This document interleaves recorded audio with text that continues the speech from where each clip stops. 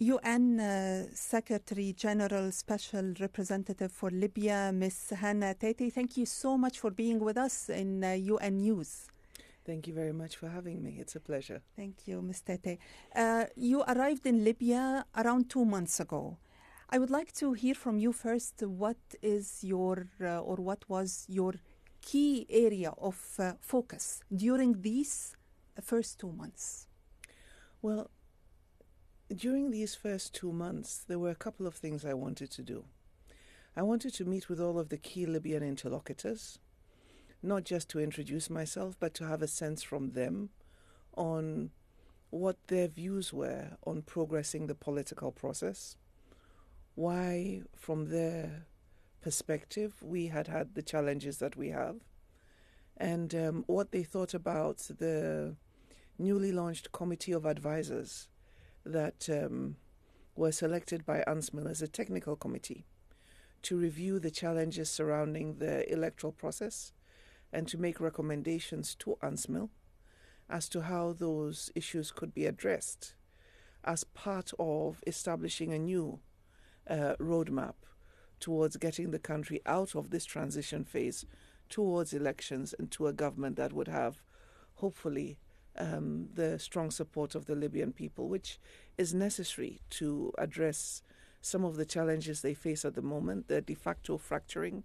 between East and West, and the continuing fracturing of national institutions, which, if it were to continue down that trajectory, would be particularly unhelpful. And what did you hear from them? Different views and different perspectives. So all of them agreed on the need for elections. But of course, the variations were as to how to get there. On the Western side, the perspective was, it's not just enough to think about establishing a government that would move the country towards elections. They were more along the lines of, there are particular issues that need to be addressed, and let's focus on those issues. And some were of the view that one of those issues was to have an agreed constitution before elections could be held. For others, it was more along the lines of unifying institutions and especially creating operational readiness in the key institutions that would be responsible for managing elections.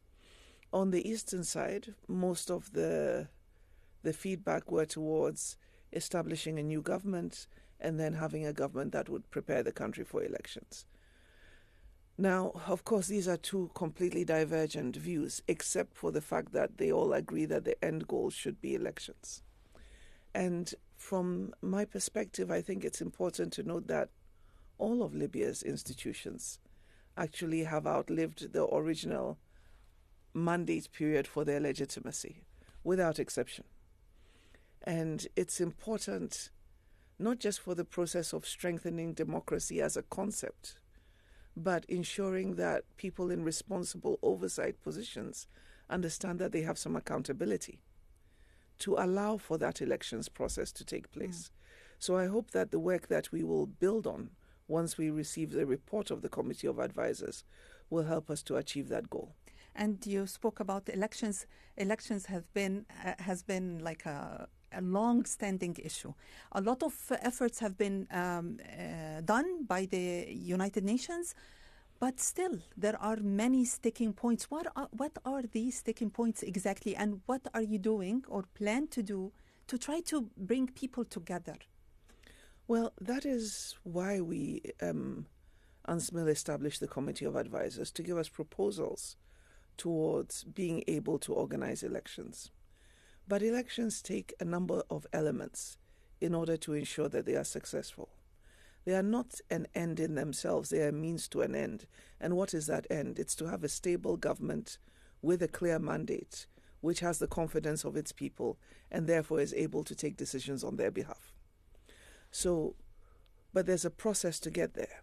And first and foremost, what we need is the agreement of all the key political actors that this is the roadmap towards elections. Then we have to make sure that the institutions that are responsible for the management of elections have the capacity, have the resources to be able to make it happen. And there, again, in all of these places, all of these things I've mentioned, there are a lot of sub-elements.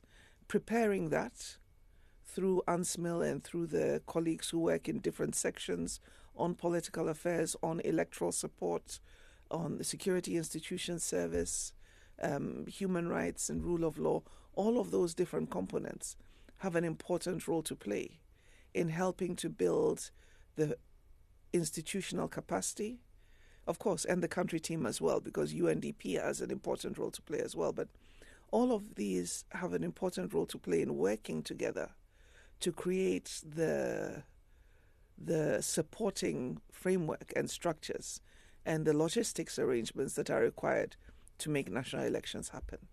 But I'm confident that if there is the political will, it can be done.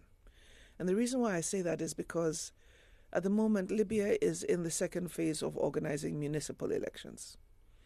And the first phase of the organization of municipal elections went reasonably well. Voter registration has been conducted, which means that one of the basics of conducting a national election is already being put in place.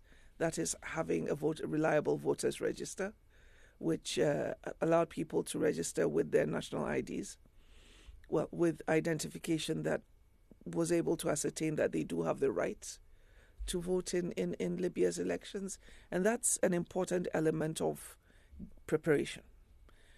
Of course, when you're talking about national elections, you've got to identify where you're going to hold those elections, what kind of elections, what is going to be the framework, lists, first past the post. Again, there are pros and cons to each kind of method that is chosen, and that's going to be part of the discussion going forward. But do you have a commitment from the parties that they will agree on the proposals you're waiting for right now on the elections, for example? You see, talking to Libyan political parties, they want to have elections. There are many political parties. They're relatively small. And I think that if there was a bit more consolidation into bigger parties, they would have a stronger voice, right? But people have the right to form political parties, and it's also their responsibility, once they've formed a party, to canvass what they stand for so that others can come and support them and help them to be stronger. So on the side of political parties, I don't think that's the issue. It's the key political actors who are responsible and at the helm of leadership of the governance institutions today. The House of Representatives, the High State Council. There's a dispute in the leadership of the High State Council. So the organization itself has issues regarding its effectiveness. Engaging with the LNA, engaging with the Government of National Unity, recognizing that there are other armed groups that also hold considerable sway. Some of these actors may not necessarily think that having an election has benefits for them. And so you've got to look at what the main concerns are, and in preparing this roadmap, find a way of addressing those concerns so that they can come on board for an election to take place. But that's why there are so many different threads that have to be, pulled together in order to be able to make this happen. The economic situation is another big challenge Libya is struggling with right now.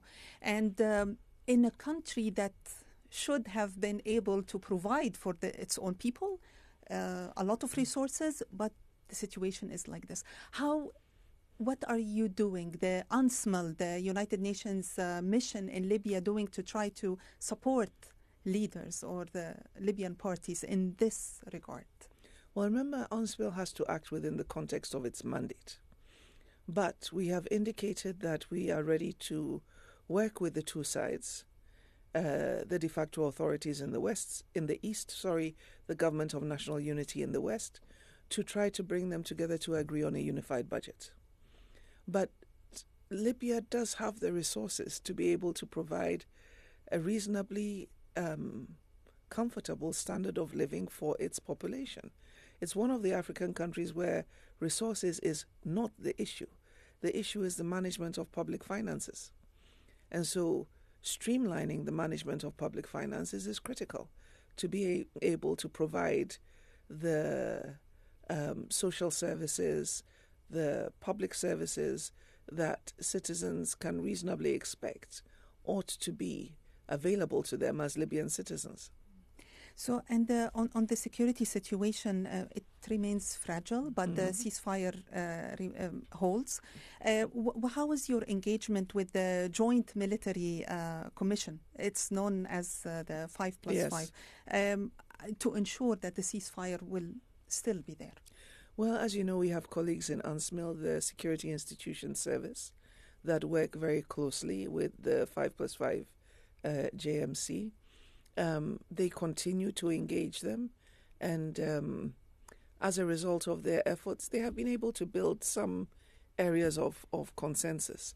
But I would be the first to concede that much more work needs to be done in order to be able to have those joint security institutions. But the political will is necessary to do that, to move away from having a government in the West and then having de facto authorities in the East, and then the fracturing of institutions that, if not checked, would get to a point where, God forbid, that you might actually see more substantive divisions within the country. And that's why we emphasize that a political agreement is necessary in order to be able to move forward and get a government with a mandate of the Libyan people, so they have their support to be able to take the key decisions that are necessary in order to be able to restructure the security services, in order to be able to strengthen public financial management and have a better oversight of the economy, and in order to be able to deliver what the aspirations of the Libyan people. So that's the reason why we believe that working with Libyan stakeholders, also working with the international community, including those countries that have interests in the outcome of a Libyan political settlement, to be constructive actors to be able to achieve this goal.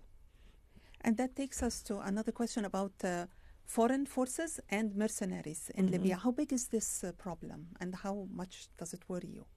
Well, they are present.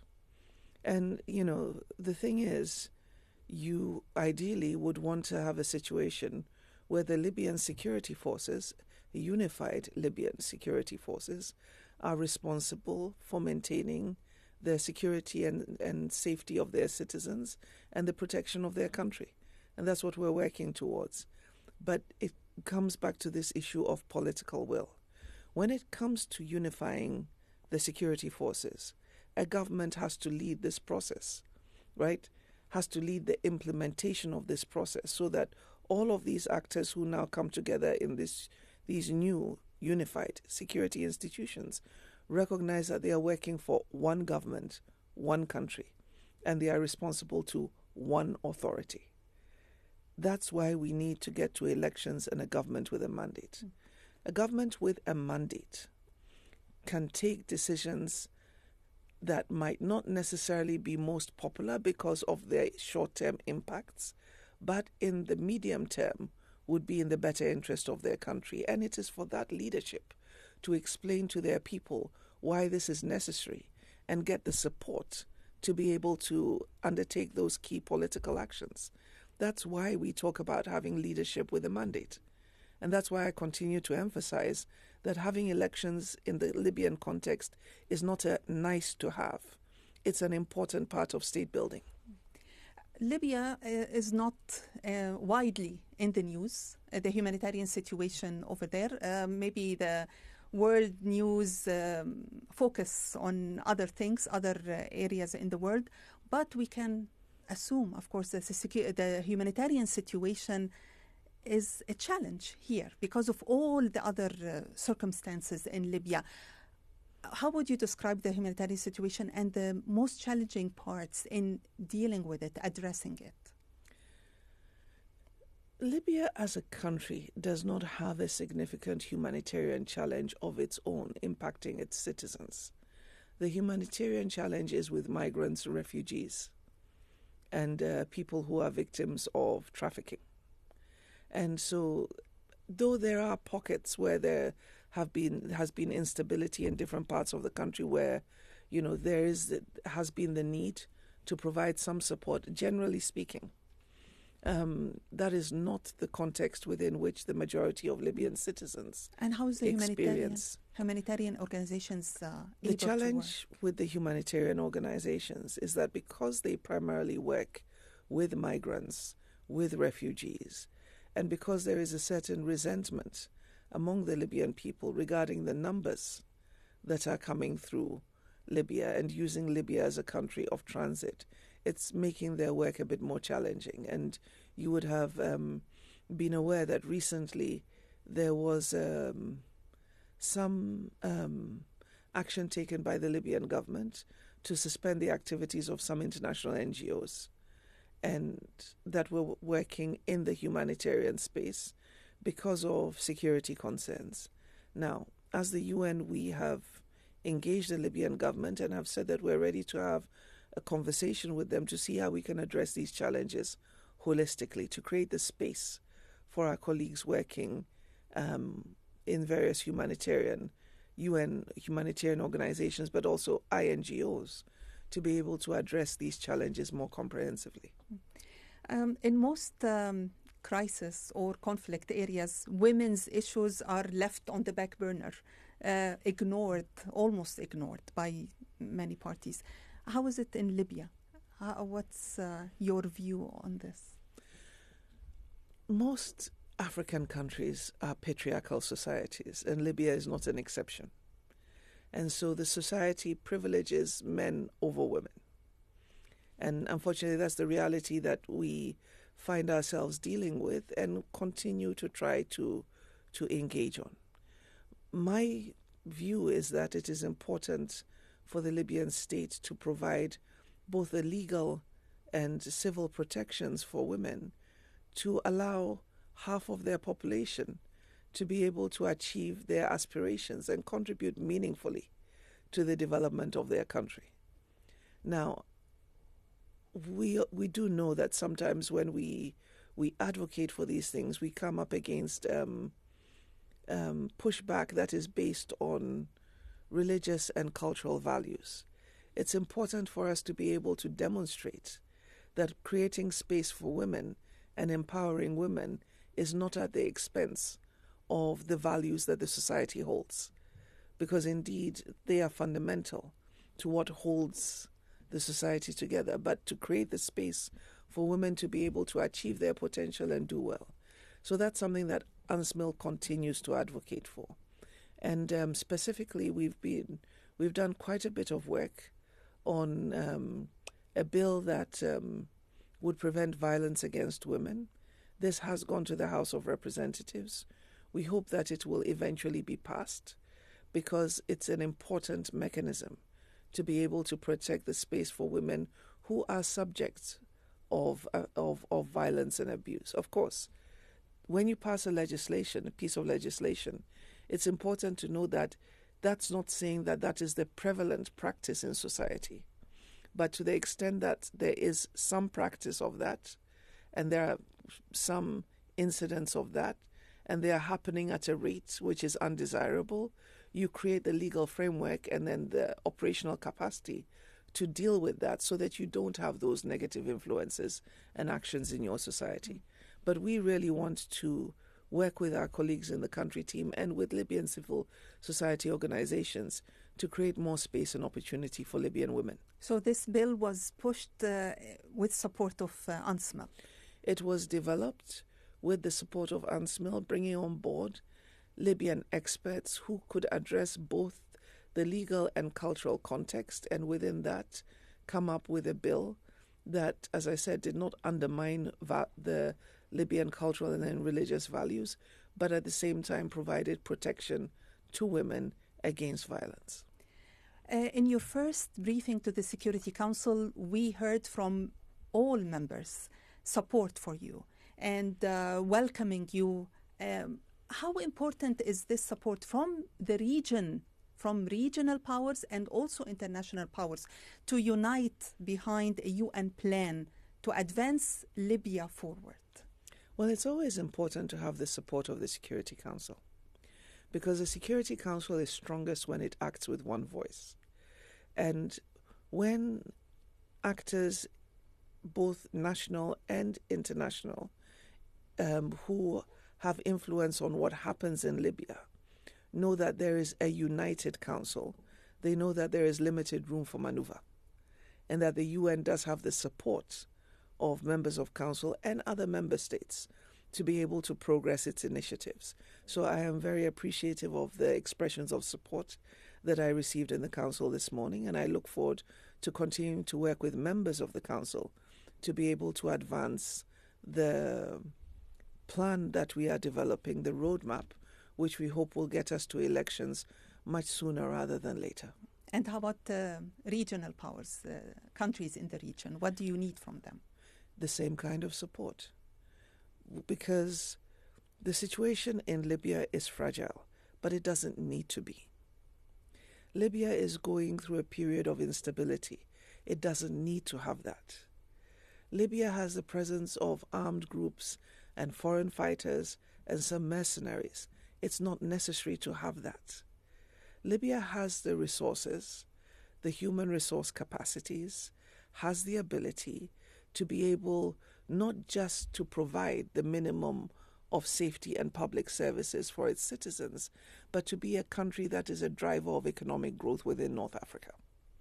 And so for me, it is regrettable to see that it is in that state when you can see very clearly that it could be so much more.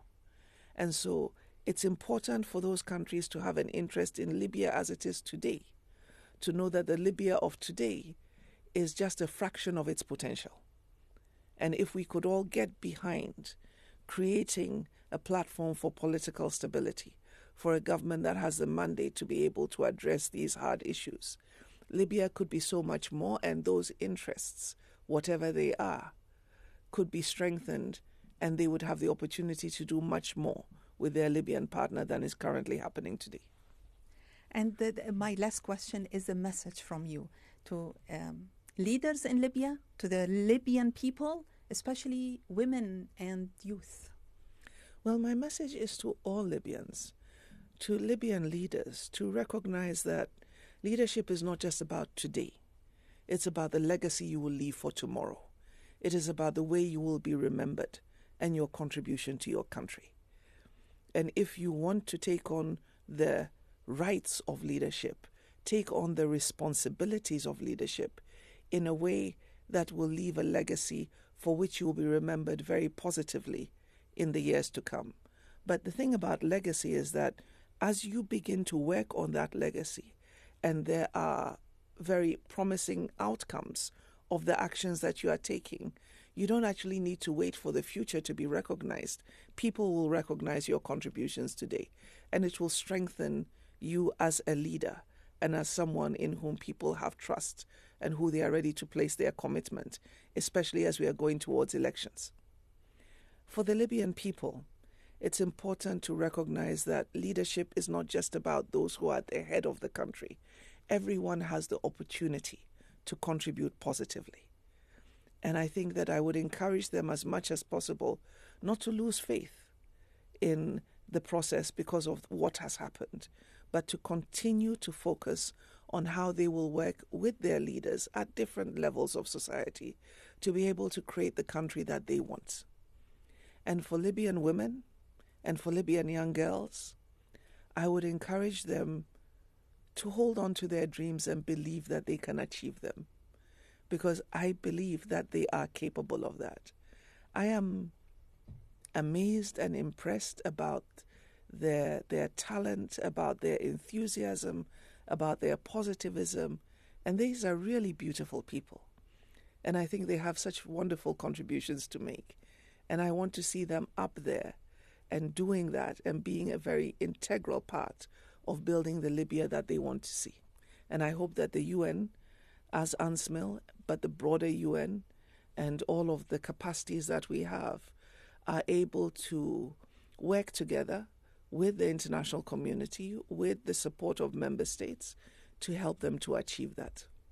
Thank you so much, Ms. Hannah Tete, the United Nations Secretary General's Special Representative for Libya. Thank you for being with us. Thank you so much.